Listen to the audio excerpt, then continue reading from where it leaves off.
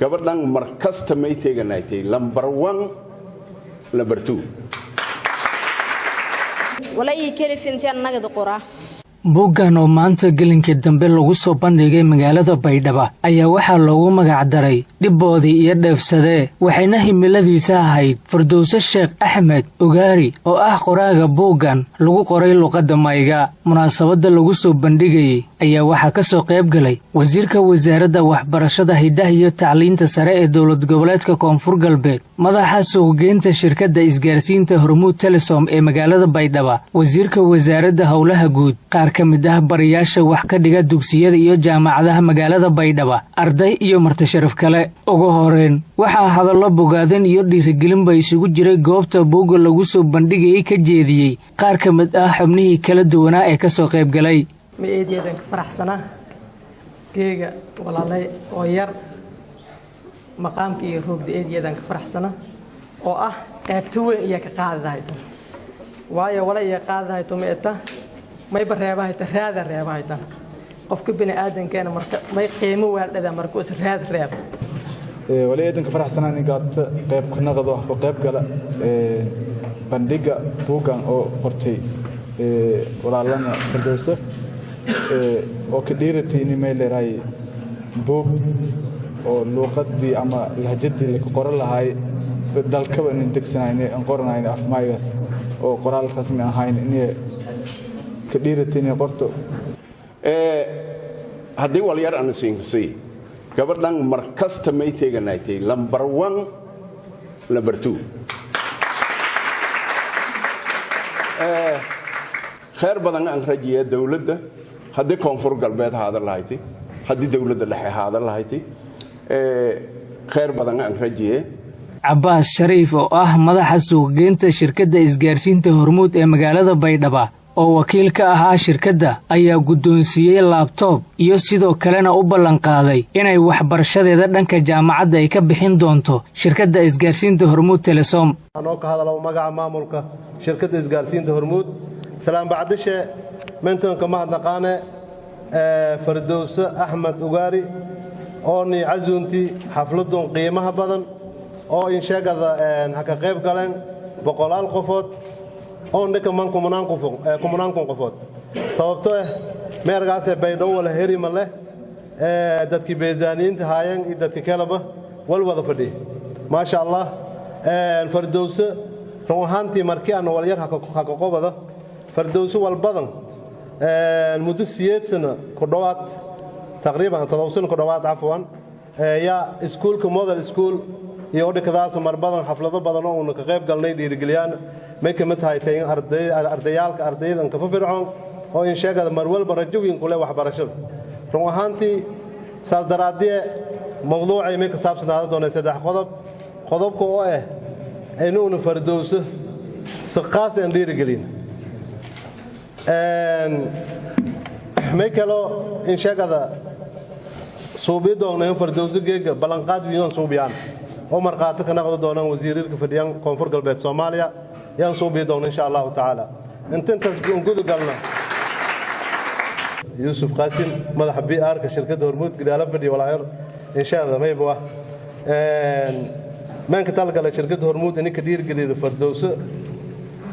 laptop Core i5 itumila marame Allah taala waliyad dhigayn yama hiya mayba in sheegada aan balan qaadanay Firdawso hadii fadaasa mashruude inay jaamacado Baydhabo 8 jaamacad Baydhabo ka yaalan ti fadaas iyo in sheegada doorad wal barashada may balan qaadanay intii ku dhamaayasa intii uu diiban garab surnaadaan insha Allah taala Firdawso Sheekh Axmed Ugaari ayaa qayb ka noqonaysa qoraagii ugu horeeyay ee luqadda Mayga ku soo bandhiga mid ka mid ah buugaagta himiladiisa tan iyo taariikhda maanta aynu joogno qodobka koowaad wali naga doonee wala ii keli fintaan naga qoraa ama aan wal qor buugin koreeyaan qormee wali qoray lama buug kala oo koba leeray khud miftaax najaah oo ku qori luqada carabiga iyo may jare buug kale oo la erow المرأة في الإسلام أما بلا ميت ميلي إسلام كروجد أو أنا كقاري لوقد إنجليزك بوق ريبودي دبسة ولا بوق يسدحات أو نقرأ بوق أنت أنا قرآن قد ولا يكلف ماكم إن حتى هذا فضاس بالشدة أنت هذا ولا نقبض أو ذا نقد فضاس إن قف لحسوس أما بالشدة والبضع نقبضي هذا نقد فضاس ولا هذا اسمه دياس ولا بوا من قوض كرت بالشدة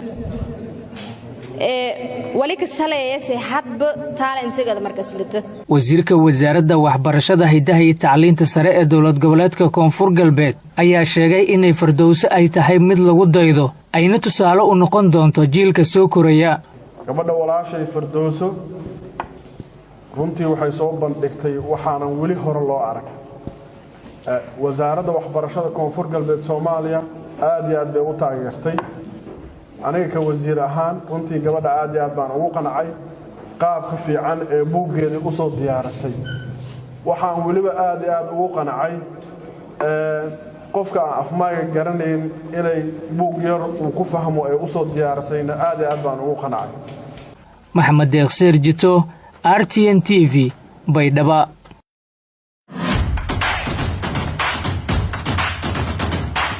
abka Dahab Plus iyo casriyeynta adeegyada shirkadda Dahab Shell macmiil ma ogtahay shirkadda Dahab Shell ay ku soo kordhisay application-ka Dahab Plus oo kuu fududeynaya isla markaasina kuu koobaya dhammaan baahiyaha adeeg ee eDahab, Dahab Pay iyo adeegyada shirkadda Somtel waliba Dahab Plus waxaad ugu isticmaali kartaa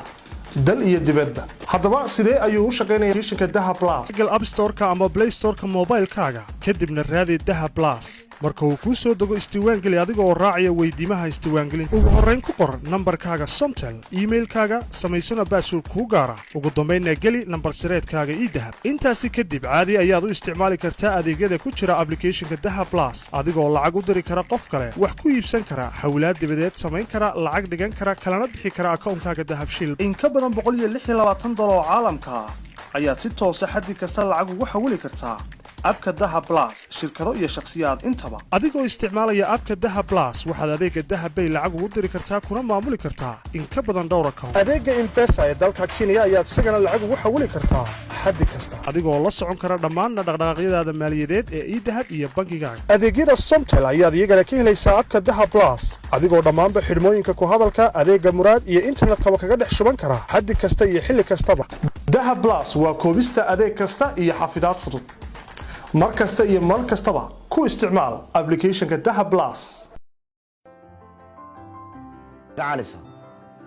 واكو سلام مربي أول عقتي بيلكي مانت لعقتها قيمة بنات أنا أنت السنة كنت براي ما أنت هداد العقهين أرجع يدافع معقول ما الحمد لله لا ما تسكله يسر الله إذا سوعس عن شيء هلا حاجي وحوي لو أنا كنت توسي شافتان وكأنا ربما مرك حوضه يدلقا بار حلا نكون هاي ما كل ما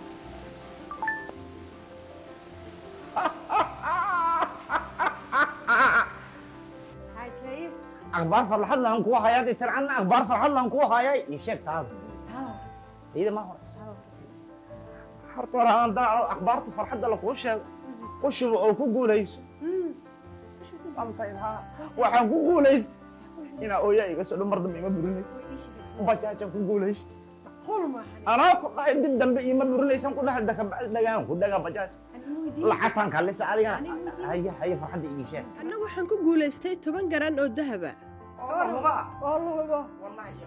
shirkadda isgaarsiinta Somtel waxay ku soo kordhisay ku shubo oo ku guuleyso macmiil ku shubo kaarka hadalka ama internet Somtel si aad ugu guulaysato 10,000 oo hadiyado ay ka mid yihiin gawaaraha Hyundai cusub bajaaj lacag iyo hadiyado kala badan